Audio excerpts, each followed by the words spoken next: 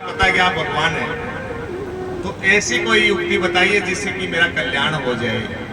तो जो ही यह बात कही, कहने लगी त्वं त्वां गतां शरणं शरण्यं सभृत्ये संसार तरो कुठारं जिज्ञासायां प्रकृते पुरुषस्य नमामि सद्विदां वरिष्ठं।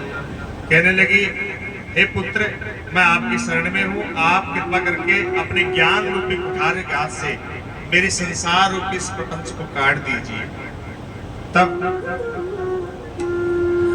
कपिल मुनि कहने लगे, ये जो हमारा मन है यही तो बंधन का कारण है, यही मुक्ति का कारण है। अपनी मां से क्या कह रहे हैं? जितात मना समाहितम परमात्मा। जिसने मन को जीत लिया उसके मन में परमात्मा आ जाता है, और जो जिसने मन को नहीं जीता यही उसके बंधन का कारण बनता है।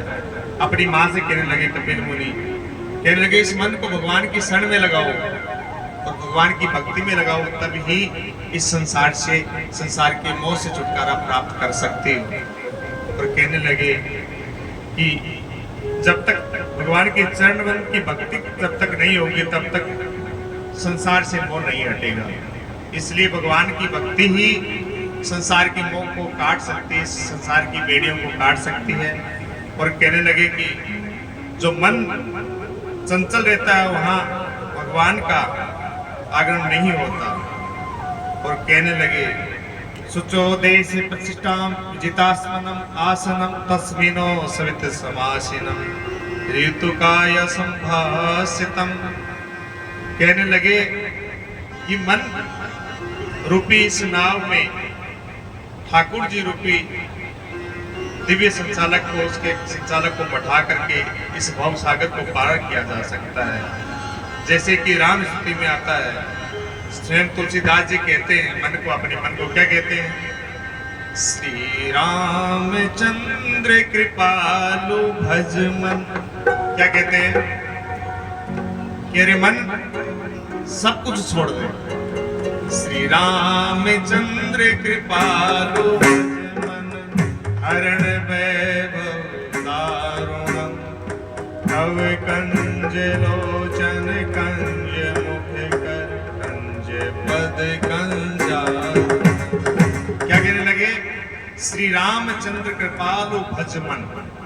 मन को समझा रहे हैं कौन? तुलसीदास जी, जो भय भाव हारणम, जो भावुक के भय को हरने वाले हैं।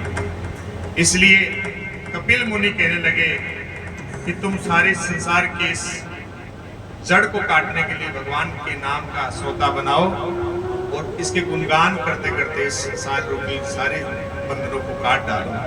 और वैसा ही उन्होंने किया, और वो ऐसा भगवान के प्रति भाव जागृत किया कि श्रीता के रूप में परिणित हो गई। बोली कृष्णचंद्र भगवान की।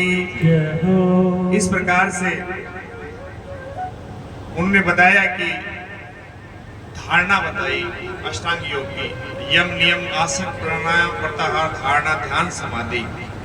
कहने लगे कि ये 8 प्रकार की युक्ति होती है जिससे कि भगवान को प्राप्त किया जा सकता है। तो उन्होंने वो सारी की सारी बातें बताई।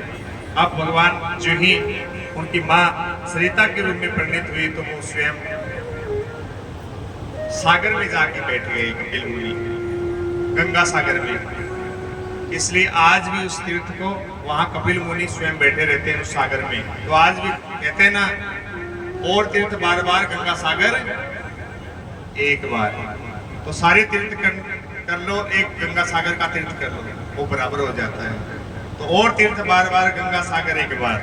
तो एक बार गंगा सागर में जो स्नान कर लेता है उनको सारे तीर्थों का फल मिल जाता है। वहाँ क्यों मिलता है? क्योंकि वहाँ कपिल मुनि वहाँ स्थापित है। बोली कृष्णचंद्र भगवान की जय हो। इस प्रकार से देवहूति की कथा सुनाई, और आगे मनु महाराज की तीसरी प्रस्तुति के वंश की परंपरा के बारे में उन्होंने बताया। तो कहने लगे कि प्रस्तुति का विवाह दक्ष प्रजापति के साथ हुआ, जिसमें 16 बेटियों का जन्म हुआ। प्रस्तुति को जो 16 बेटियां हुई, जिसमें 13 धर्म को विवाह दी,